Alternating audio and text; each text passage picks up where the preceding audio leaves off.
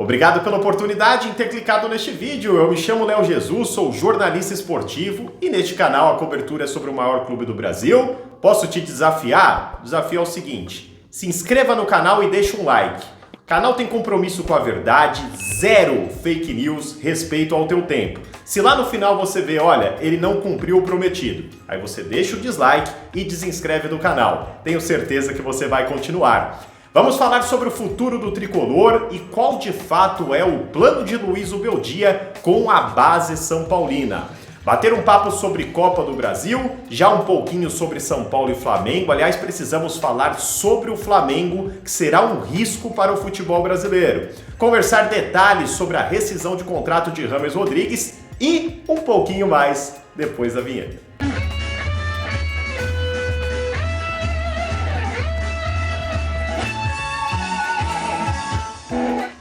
Vou soltar o recado da 1xBet que tem presentão para você. Se liga aí.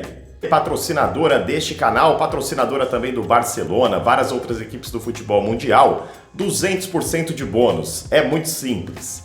Clica no link que eu tô deixando fixado no primeiro comentário, coloca esse cupom que está passando aí, que é o Léo Jesus 1x, primeiro depósito, 200%, aproveita lá. Minha sugestão é sempre os jogos do São Paulo, claro que o próximo jogo do Tricolor está na 1xBet, mas dizer para vocês hoje que a 1xBet está com tudo nas Olimpíadas de Paris, hein, galera? Tudo rolando lá, todos os esportes. Você que está curtindo as Olimpíadas e gosta de fazer a sua fezinha e não foi na 1xBet, tá perdendo o seu tempo, cola lá, confere. Ó, ótimas cotações e super confiável a casa. E você que gosta do meu trabalho, clicando no link e colocando o meu código, me ajuda a continuar produzindo conteúdos como esse. Valeu pelo apoio, vale a pena, cola lá, é a 1xBet.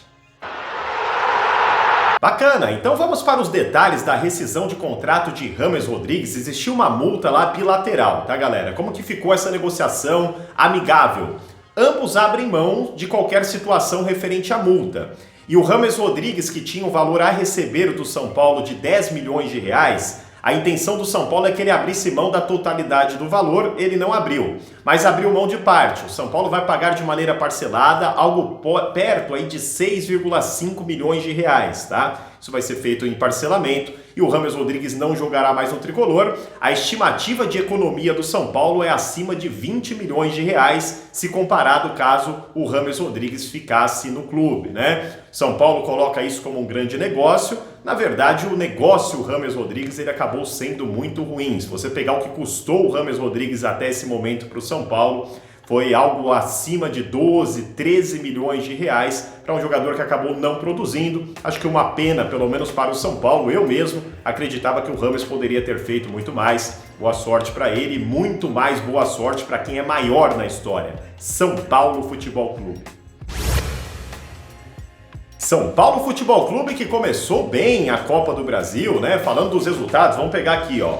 Atlético do Paraná 2-0, o mesmo resultado que o São Paulo venceu a equipe do Goiás e o mesmo resultado que o Flamengo venceu o Palmeiras. Além dos empates de Botafogo e Bahia, Vasco e Atlético Goianiense, Corinthians e Grêmio, né? Aqui, gente, dos jogos, eu acredito que o São Paulo é o time que mais encaminhou a vaga. O confronto está aberto ainda, mas muito mais perto de uma definição. Você pega os outros 2-0 aí, Atlético do Paraná contra o Bragantino. O Bragantino jogando em casa é um pouquinho complicado. Embora o Bragantino também em decisões, parece que ainda falta algo, né? Aqui eu acredito que o Atlético do Paraná deva passar.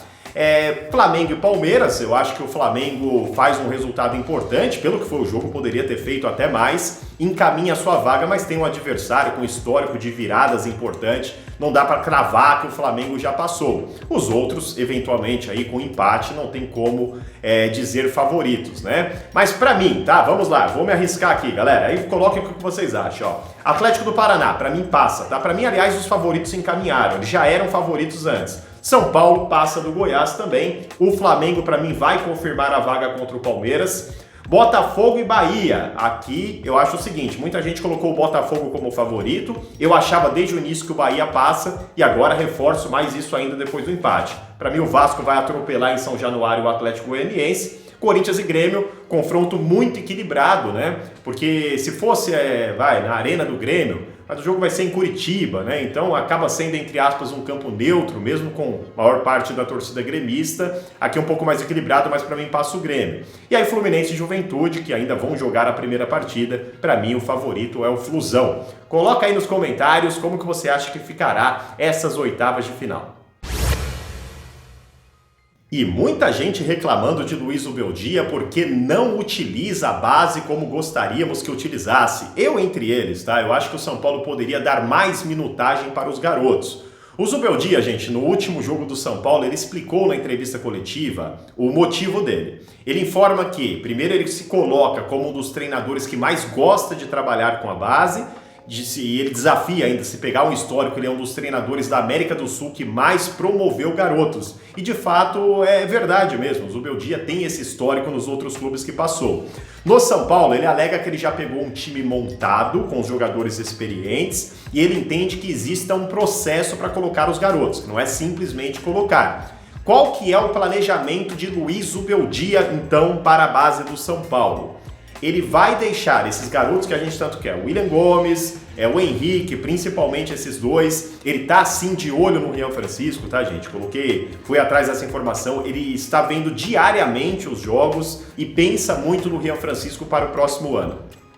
Isto posto, ele quer treinamento com essa garotada, o mesmo serve para o Belém e para os outros garotos que estão lá. E aí, a partir do Campeonato Paulista do ano que vem, a gente vai ver esses garotos rodando e rodando bem. Este hoje é o planejamento do Zubeldia. E eu compreendo e concordo em partes com o Zubeldia que existe um processo de maturação desses garotos. Eu só discordo que precisa ser assim. Olha, já está montado, não vou colocar um garoto, o meu planejamento é esse. Aí é discordância. O Zubeldia, que está no dia a dia, manja mais de bola do que eu. Tô nem discutindo isso daqui, mas eu acho que precisaria colocar, por exemplo, Belém. Precisa de maturação aí, mas ele ou o Sabino? O que valeria mais a pena para o São Paulo? Deixar o Belém, né, treinando por aqui, etc., colocando um jogo ou outro, ou o Sabino? Porque pelo jeito ninguém confia no Sabino. Contrataram um cara machucado, renovaram esse contrato e o cara não entra.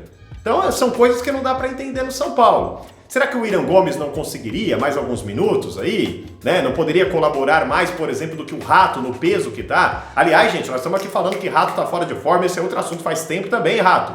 Que isso, hein, cara? Vamos fechar um pouquinho a boca. Você é atleta de futebol. Tá visivelmente fora de forma, irmão. Inaceitável isso daí. Não seria melhor dar chance pro garoto?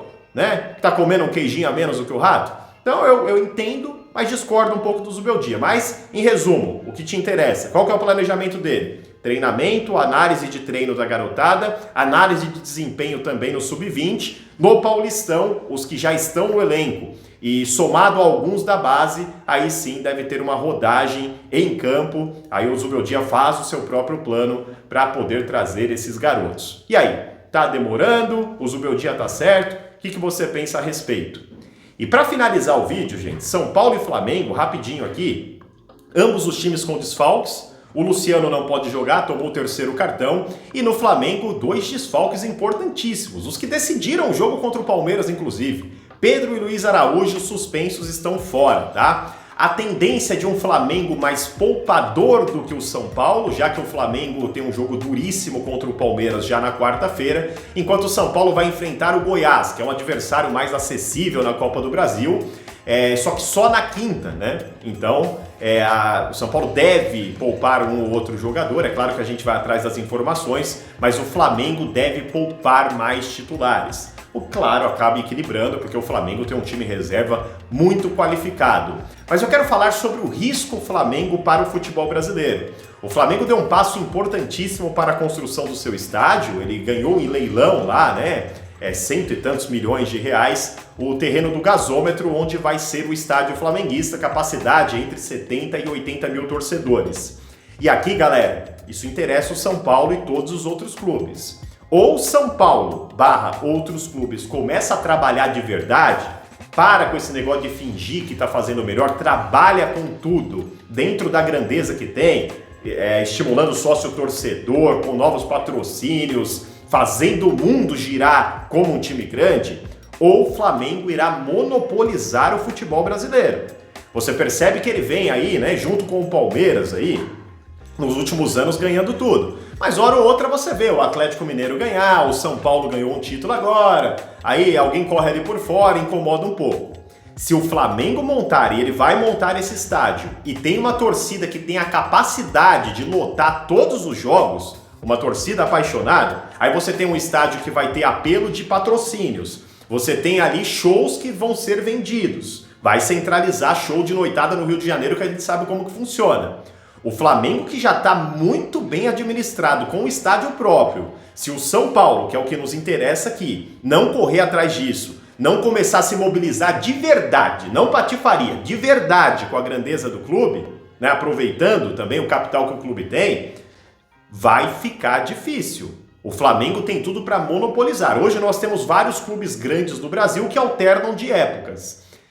Eu nunca me preocupei, por exemplo, com essa fase do Palmeiras. Ah, ela não vai acabar nunca. É óbvio que ela vai acabar. Como acabou a do São Paulo, como acabou a do Corinthians, como vai recomeçar a do São Paulo e acabará em algum momento também.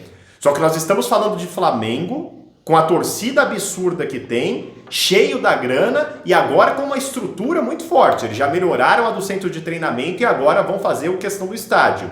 Se os outros clubes não rebolarem aí, meu irmão, o Flamengo vai monopolizar o futebol brasileiro. Aí nós vamos ter o Flamengo e o restante. Então, não adianta deixar isso acontecer e, nossa, isso saiu de onde?